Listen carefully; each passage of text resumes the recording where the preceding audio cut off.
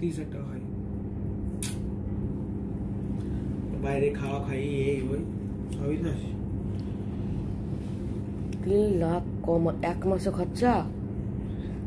এবার 3 লাখের মধ্যে শুনো আগে, শুনছো তো না, গাড়িতে খরচা হয়েছে হলো তোমার 3 লাখ ইন দ্য সেন্স কি, এখান থেকে বাড়ি থেকে আমি যে 1 লাখ টাকা নিয়ে গেছিলাম ওটা আমার পুরোটা খরচা হয়েছে, ঠিক আছে।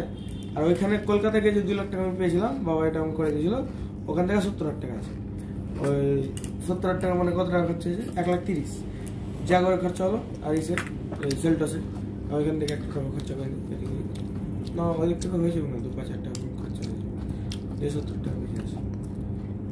আর বাকি এদিকে 1 লাখের মধ্যে থেকে এদিকে 1 লাখ টাকা দিয়ে খরচা পুরা। তার মধ্যে হিসাবটা দেখো,